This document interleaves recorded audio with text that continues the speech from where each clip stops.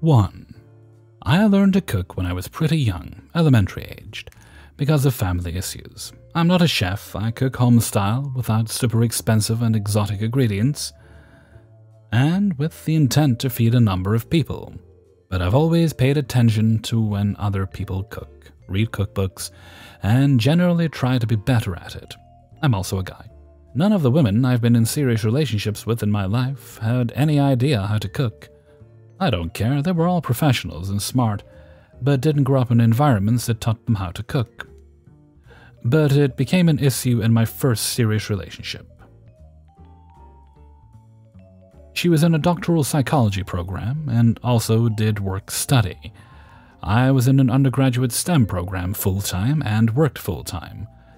I easily put in 20 hours a week more of work than she did, but it didn't bother me. What did bother me was cooking dinner for the two of us every night during breaks. So I made her an offer. I'll cook twice for every time you cook, which meant she had to cook twice a week. We went out to a restaurant together once a week, and I cooked 4 times per week. If any dinner offers came up, it came out of her share. Coincidental, since one of her nights was when we usually got invited to eat with one of our families. There was a lot of conflict at first, and I didn't get it. I thought she was trying to get out of our agreement. I also did most of the housework and shopping, and I felt taken advantage of. Because we ended up having takeout on her nights the first few weeks.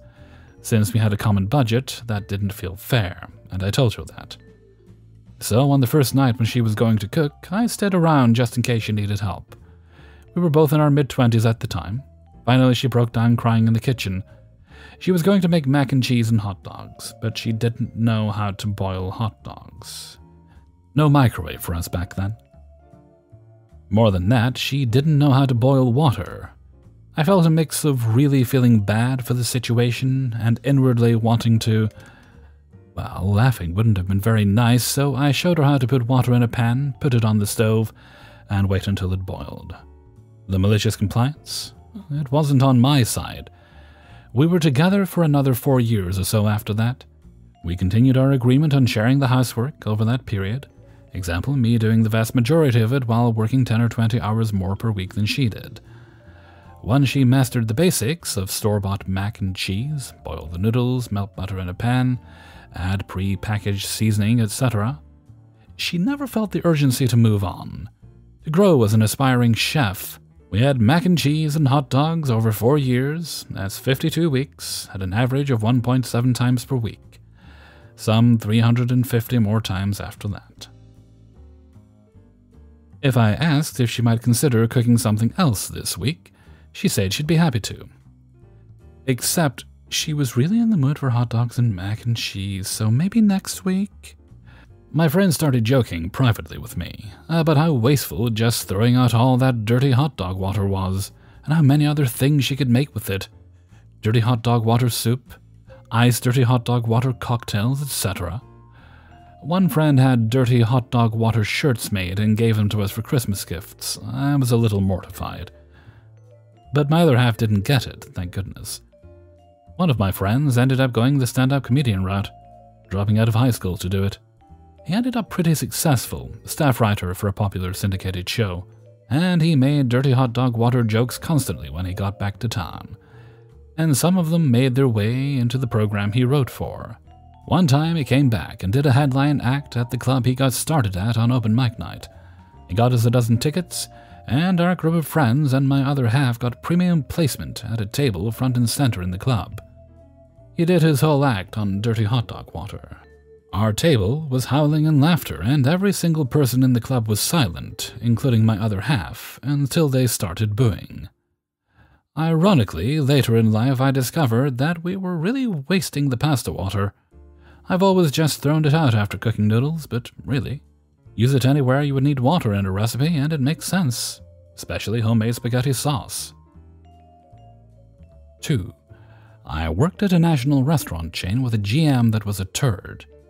He consistently lied about everything, lied about bonuses, lied about benefits, etc. All the time. I quit after he told me that I owed the company over $4,000 in insurance premiums. The offer for management was 0% employee contribution, but we got to the middle of the year and the budget was not looking good. We were losing employees and customers at an alarming rate, but the GM would not change food order quantities because we need to be ready when we bounce back, and food costs went through the roof. I came to work and he said, "I have bad news. We looked at benefits and insurance will no longer be company funded as of January 1st. January 1st next year. No, this year. Okay, then I'll cancel it and just stay on my wife's insurance. I only took it because it was free to me and would help with copays and coverage gaps." "That's fine, but we'll still be collecting the past due payments to the start of this year." "You can't do that." "Actually, we can." He smirked. I left for the day, seething in violent anger, and went to the grocery store on my way back in. Your revenge. We had a weird desk drawer that did not go all the way to the back of the desk. It was a modified countertop, and the drawers were not the full depth of the counter. One drawer had a file cabinet under it.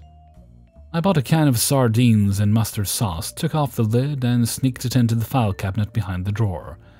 Then I handed him my keys and quit on the spot, with a warning that if you try to garnish my last paycheck, it will mean trouble for you assholes. Beware. This was 2002. Last week I was at a bar, and the manager was a former co-worker from that restaurant. She said that after several days, the smell was so bad that the managers had to start doing their work at a booth, because no one could stand to be in there. Ultimately, they decided a rat had died in the wall, and brought in remediation experts to start tearing open walls. After just a few minutes, they came out with the nastiest, oldest, grossest wad of biomass and said, "Here's your problem." The file cabinet had to be replaced as it was wooden, and the stink juice had soaked into it. She asked if I remembered that smell that started just before I quit, but I had no memory of it. Fuck that guy. 3. Last semester, I had to take a class from a professor who wasn't bad as being incompetent, but definitely was one of those "I have a new way to teach that I developed" kind of professors.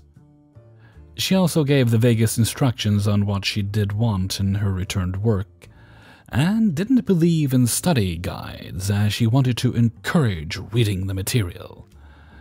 Honestly, I got more out of the book than her class, and buying the book alone would have been far cheaper. Trying to get direction out of this lady was worse than trying to pull teeth, met with mostly, "do your best." On top of this, she apparently handed out a grading contract. On the first day to everyone, we had to sign and return. I missed this due to being sick, so I didn't get it until later. That contract basically boiled down to indicating what grade you wanted at the start of the semester. You either met the conditions for that grade or you would fail. So basically, by saying you wanted an A, you either met the qualifications for an A, or you would fail even if you'd gotten a B or C instead. If you decided to play it safe and say you wanted a C, even if you exceeded, you would normally get a B or an A, you would just get a C. So, to cut out a lot of the drama of the semester, 2 things. First being I had surgery at the beginning of the semester. Second is I was working full-time while at school to pay for said school. Both ended up with me missing a lot of work, and normally I would just cut my losses, except I'm very close to my degree, and my professors said I could make up the work. Otherwise, I would fail and need to retake the class anyway in the spring. So I decided I had nothing to lose and buckled down, with basically getting next to no sleep for weeks. I had over a month and a half's at least amount of work and 2 weeks to do it in. Now finally, this is where the malicious compliance comes in. During an exchange where I was emailing my work, she told me I still hadn't done her contract. Which at that point, only a few weeks out from finals, I didn't get the point. She told me either I did the contract or I would fail. She also had let slip that not doing the final would drop you a letter grade, but not fail you. The only exception to her weird contract that wasn't in it, and one I confirmed very deliberately in writing. At this point, I was being bone tired, and honestly forcing myself to continue working on anything, which may not sound like much, but with my mental health history was Herculean effort.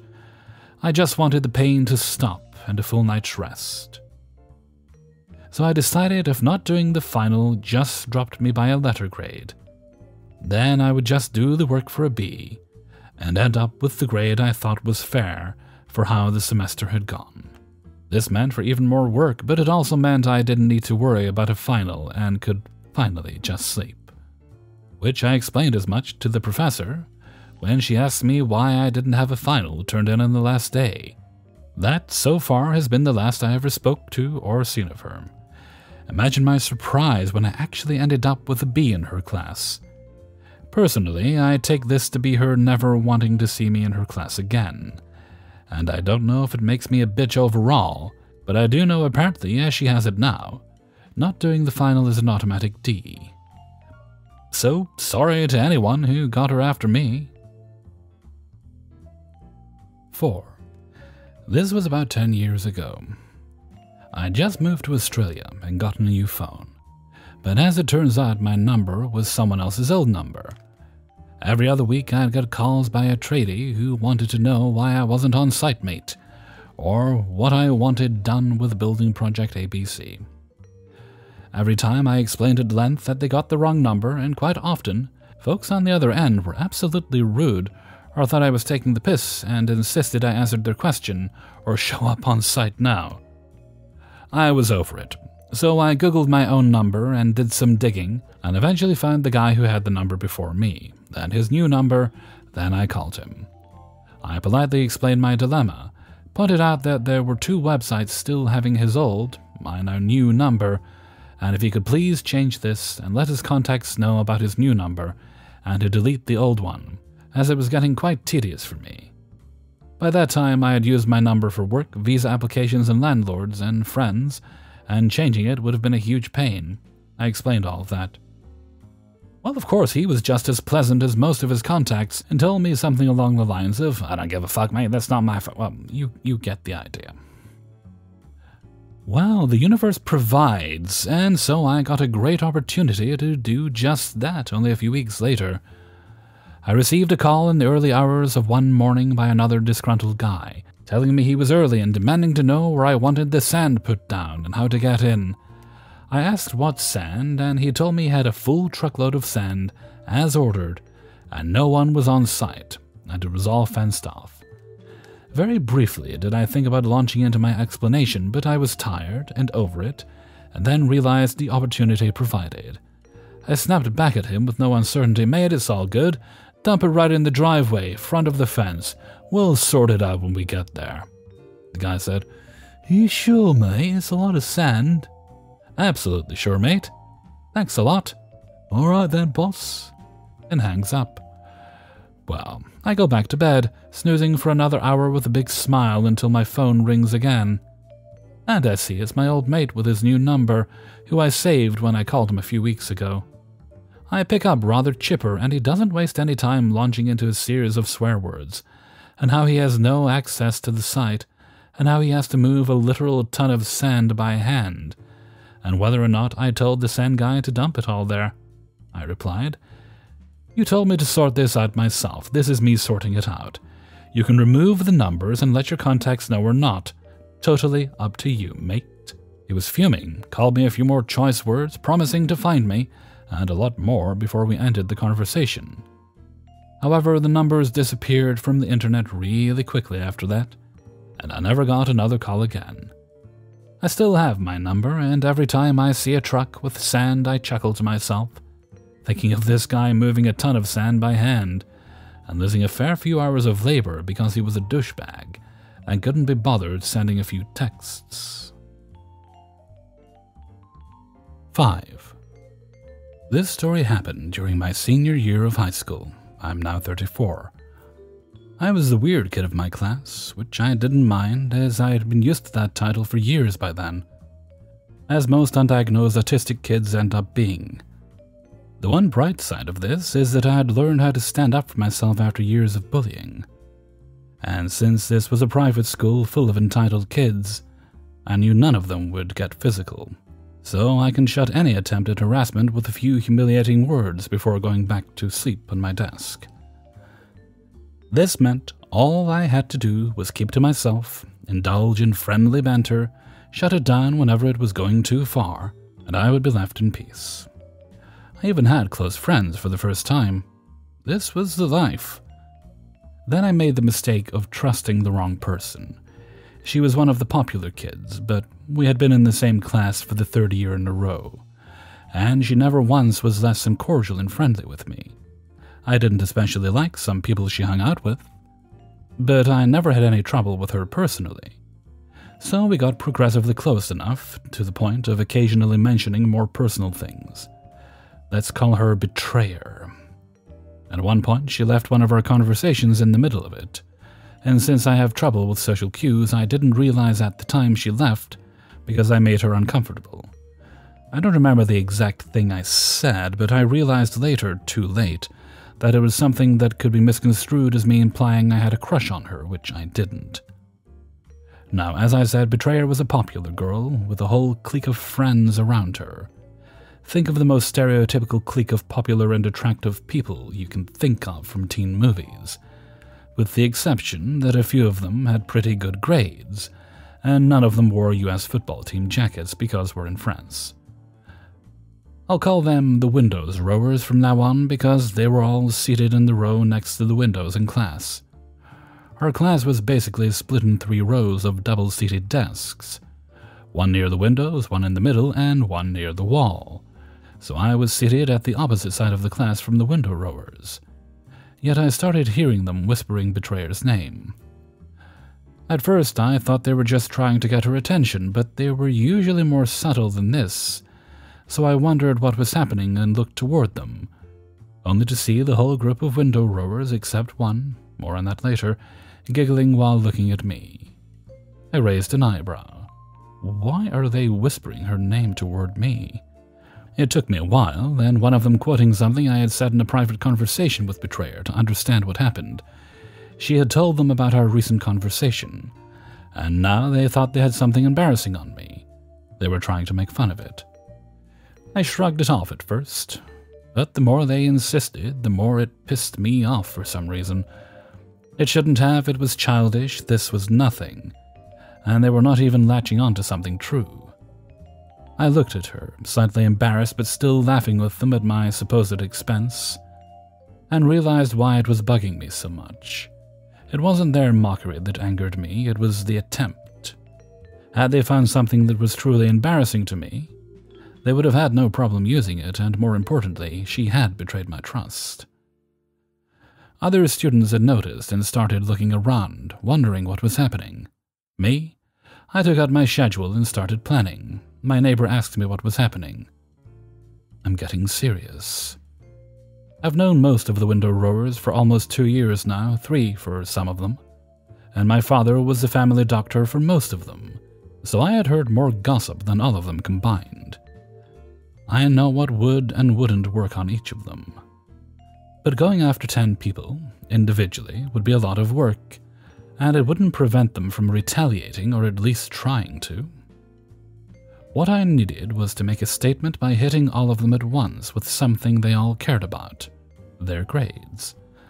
The window rowers could be split into 2 groups, the ones with bad grades to the point of being worried about their graduation, and the highly competitive ones who wanted to keep their grades as high as they could so they could get into good preparatory schools. For those who don't know, preparatory classes are schools you go into after graduating, so they can prepare you for the entrance exam of very prized schools. Imagine taking 2 intensive years of classes after graduation just to be ready for the entrance exams to get into Harvard. The people running preparatory classes are very concerned with their success rate, meaning they are very selective. So if your grades aren't the best of the best during your first interview, they won't take you in. And even when they do, it's under a condition of a required level of performance during the finals. And a few classmates for the window rowers were aiming for the most notorious preparatory classes around. Unfortunately for them, we had 2 hours of math this afternoon, so I had a few hours left to study my schedule and figure out how many casualties I could avoid before dunking on their grades. To provide a bit of context, before I entered this school, I was in a school specialized for gifted students. I had to leave it for reasons I won't go into. All you have to know is that I understand and absorb new concepts extremely fast. However, since I don't have a competitive spirit and after years of bullying, I wasn't feeling any need for being an overachiever. I didn't really engage in the lectures more than necessary and had a very laid-back attitude when it came to studying. I was more than happy to let the hard-working students get first place, as I didn't have as much ambition as they did, and I definitely didn't want that kind of attention. As a result, my grades were good but not exceptional. People knew I was book smart, but since I didn't really try, they never knew how smart I was. I even suspect some of the window rowers were under the impression that they could still beat me, and it was time to show them how wrong they were. Math class is starting. I close my schedule and start to focus. My neighbor is getting excited and restless. I usually just goof around with him and take a few notes in class, so this is all new to him and he loves seeing people be put in their place. The teacher starts her lecture. As usual, she stops to ask a question to the class to see if someone knew where she was going. In almost 3 years, I have never raised my hand once because I'd rather keep to myself and let the class process new information at their own pace. But today I'm pissed, so fuck 'em. I raised my hand faster than Hermione Granger ever could. The teacher, all too happy to see the usually uninterested student engage with her lecture, doesn't take the time to see if someone else has the answer and lets me reply immediately. I'm correct. She says 2 more sentences and starts writing a few equations on the board. When she turns back to ask a new question, my hand is already up. The back and forth continues like that for a few more minutes. Meanwhile, the rest of the class barely have time to copy what's on the board before it gets erased. They don't even have time to check if they understood. I'm picking up the pace. Now I'm starting to truly get it, so I'm deducing properties of the function we're studying based on what I already know, to the point that I basically can finish the teacher's sentences. At this point, one of the window rowers looks at me baffled and quietly asks a confused, "How do you know?" To which I respond with a shrug and a "I don't know" expression. I just didn't want to be the asshole saying "it's obvious" to someone who is already struggling. The girl sitting next to him, however, looks at me with clear disgust, like I'm some kind of freak of nature. Well, this freak is not done yet, so either buckle up or change your attitude. The teacher is too happy to have that back and forth to stop me. My classmates are so busy taking notes they forget to even ask when they don't understand. And for once in a long time, I'm not bored in class. At the end of the first hour, the teacher and I are in a much better mood than at the start. Usually it takes us a few hours of class to cover one new chapter. I just crunched 2 chapters in an hour. The teacher leaves the room for our usual 5-minute break. Time for the confrontation. The first feedback comes from my fellow wall rowers, who are torn between confusion, admiration, and being worried about how the speed of that lecture will affect their grades. To which I reassure them that they will be fine, and that this is why I was working on my schedule during history class, a class I was already flunking, and I had no issue to sacrifice. Next comes the best grade A student in math. He is sitting in the window row, but he's not one of the window rowers. He just gets along with them due to proximity. Normally, he keeps to himself, so it was weird seeing him cross the class to talk to me. He wasn't a genius or anything, he just worked really hard. I respected him a lot because of that at the time, since I didn't really know how to do that. He was also a pretty chill, humble guy, which I also respected, because I definitely didn't know how to do that either. Let's call him Suck-Up. Suck-Up politely asks me if it's possible for me to slow down, because me engaging the way I did with the lecture sped things up so much that even though he had no trouble following, the other students might struggle. He actually used the word "we" to make it seem like he could relate to me, even though I clearly saw him struggle to keep up earlier. I raised an eyebrow and was about to ask him if he seriously thought I didn't know that. Buddy, I've been silent in class for years for that specific reason, and I was really transparent about it. But as I opened my mouth, I noticed a few window rowers spread nearby, seemingly talking between them, but clearly listening to our conversation. I assumed Suckup either volunteered or was pressured into asking me to stop. I didn't care to know which, to be honest. He accepted to be the messenger of a bunch of cowards. He had lost my respect at that point. I said, loud enough for the nosy people around to hear, that everyone will likely lose 4 points. We were graded out of 20 on their next test because of what I did today, and the next time someone pissed me off it would be more. To be honest, I gave this number at random. There was no way I could evaluate that in any way, even less on the fly. I'm not a seer. I just needed a number for them to do the math on how it would hurt their average scores. Keep in mind that more than half the class had no idea what had transpired earlier, and was really confused at my statements. They were basically innocent casualties that I needed for later. However, in order for the next step to work, I needed them to understand enough of what had happened, so I dropped them a hint. By the way, if some of you can't afford a bad grade, I made time to tutor up to 10 people during the next 2 weeks. There's like 5 people I care about in this class, so only half the slots remain. Suckup opens his mouth, but before he can say anything, I hit him with a loud and clear, window rowers are rejected by default. The rest of the class turns to them a bit confused. They don't necessarily know how or why, but they definitely know who angered me. The day after, I asked the math teacher permission to use a classroom in order to tutor a few other students. When she saw 10 names on the list, she asks if I'll be okay, because it was highly unusual to tutor that many students. I said that I had already worked up a schedule with all the classmates involved, and that it would only be for a short period of time, so I wouldn't risk overworking myself. So she gave me permission. I worked my ass off for maybe the first time these 2 weeks. No shortcuts, no cutting corners, no procrastination. I didn't even put my classmates together in a study group. I took time to tutor each and every one of them one-on-one sessions in order to make sure they could take it all at their own pace. Some of them had conflicting schedules with me, so I even took time out of school to help them during free time. I had given my word to 10 students that their grade wouldn't suffer from my stunt, so I wasn't about to let them down. 5 of them I actually got along very well with, so I really didn't want them to suffer from my pettiness. I could have stopped with them, but I had basically ruined the next test for more than half my class, so I needed as many allies as possible. The more people knew I made an effort to help however I could, the more people were likely to blame the window rowers for what happened instead of me. When they heard what happened, 2 of my friends even freed their slot after a week, claiming I helped them understand enough of the lecture that they could figure out the rest by themselves, so could help someone else instead. True bros.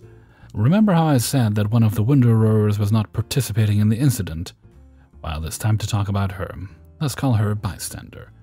Bystander was the essence of teenage popularity given form. She was stunning, funny, and probably had never heard of serotonin because she always had enough. She was different than her friends because she'd prefer to laugh with people rather than laughing at them. She only made fun of someone when she was close enough to them to know whether or not they were comfortable with it, a boundary most of her friends never bothered to figure out. But the greatest difference between Bystander and her friends was that we were in the same school for 1 year. In fact, she was in my class during the worst year I ever had. She knew how badly I got bullied and even witnessed most of the fucked up shit I had to endure before leaving that school. So when her friends started to mess with me, she wasn't laughing. She was, once again, being a bystander. Which is why, when she came up to me on Friday, I didn't tell her to fuck off like I would have the rest of them. Mostly because I was curious, she rarely interacted with me for anything other than formalities. She apologized, for once being a bystander and not having the guts to try and stop them. I accepted her apology. They felt sincere, and I suspect that she was beating herself down over not being able to call them out when they were going too far. I told her she didn't have to feel bad about it, that I was more angry at the attempt than hurt by what they thought was a success. She asked what I meant by that, and I explained that Betrayer had the wrong idea in the first place. We laughed about it, and I ended up offering her one of the 2 recently opened slots for tutoring. I felt guilty because she didn't do anything wrong, and I knew she had trouble in math. She refused, saying she didn't come to me to save her, and that it wouldn't feel right if she went behind her friend's back to save herself. I was honestly taken aback, as it was very different from my initial assumptions of her. I wanted to tell her she was worth better than those window rowers, but I shut up. If there was one thing I valued at the time, it was loyalty towards friends. I just hope she finally realized that by herself at some point. Eventually, the test dropped, followed by the results a few days later. Alright, so apparently we need to spend a bit more time on those chapters because the average grade is a lot lower than usual. You guys are 4 points behind the last test. I had so much trouble keeping a straight face. When I said 4 points the first time, I just said that at random. Something that sounded significant but still plausible. I wasn't expecting to hit the bullseye, and the baffled looks I got from the whole class didn't help me maintaining my composure in front of this insane luck that made me look way smarter than I actually was. I gave a side eye toward the window row. They were all livid. I was gloating internally. The best part, the people I had tutored had actually better grades than usual, which meant the rest of the class grades had dropped even more than what I had predicted. Blissfully ignorant, the teacher congratulates me for being top of the class. Because I had tutored so many classmates, I ended up studying as a byproduct. I usually didn't care for my ranking, but this was a very nice bow ribbon for that foul gift I had just offered the class. One of the window rowers, the instigator, was fixated on me for the whole rest of the class, turning a new shade of red as each minute passed by. When the teacher left, he got up, but one of his friends put his hand on his shoulder to stop him. I looked straight at him with what I understand was a try-me attitude. He sat back down. I know for a fact that almost all of them got into trouble with their parents. Betrayer even got rejected by the preparatory class she was aiming for. She had to take her second choice, which greatly lowered her chances of landing her school of choice. Next time, take your beef to my face, instead of being a two-faced backstabber. Suck Up was still accepted, but his requirement for the final exams were higher than what he expected. It was still under his usual performances, so there was nothing to worry about. But his parents were putting a lot of pressure onto him already, so I can't imagine that part had gotten better. He almost had a near-perfect score in math up to now, so a 4-point drop represented about a 20% drop in performance. No way his parents would let that kind of stain slide. Now on to the next part, and why I made sure to look as little villainous as I could by busting my ass for 2 weeks. I would love to tell you that the window rowers learned their lesson, but that would be giving Instigator's memory too much credit. A few months later, I made another mistake. See, I'm really frank. I say things as I see them, which can be very disturbing in a school full of hypocrisy and people concerned with appearances, who communicate between themselves with some kind of secret spy code. I understood some of the customs over time, but inevitably, I would accidentally walk into a social minefield because I didn't see the warning sign. Because of that, I very often ended up with people giving me intents based on things I didn't say, but unknowingly implied. Which is why when I complimented a classmate of mine on her appearance, I didn't realize the way I did it was apparently code for me initiating some kind of courtship dance I knew nothing about. And it just happened that a member of the window row, that I'll name Small, was present when it happened. Small was actually a nice guy. Most of the window rowers were in fact nice people, most of the time. It's mostly that they had a tendency to become nasty whenever they were together, particularly when Instigator was involved. But Small had a taste for gossip, and the window rowers were very thirsty for drama. So inevitably, they started to try and set me up with the classmate I had complimented. Now, let's be honest. The classmate in question was a very sweet, introverted, and clever girl. Let's call her Raptor. As I implied earlier, I did find her attractive. I just didn't know her that much, so I didn't really know if we had any chemistry. My earlier compliment was just that, a compliment, and it kind of annoyed me that you couldn't even compliment someone without everyone immediately thinking you had an ulterior motive. I had tried to explain to Small, whose attempts at setting us up were obvious to the point that I had noticed them, that I didn't mean anything by that, but the window rowers insisted I honestly think they meant well, thinking we would be cute together or something. We would have. She was freaking adorable. But it was seriously starting to get annoying to see them trying to make something happen between us instead of minding their own business. It got to the point where Raptor came to see me, visibly uncomfortable, to tell me that she appreciated what I had said to her and was flattered, but she wasn't really interested in a relationship right now. This happened despite me having previously clarified with her that I didn't mean anything when I said that. But they seemed to have somehow convinced her that I was actually serious in pursuing her. I likely had said something that made them think that way.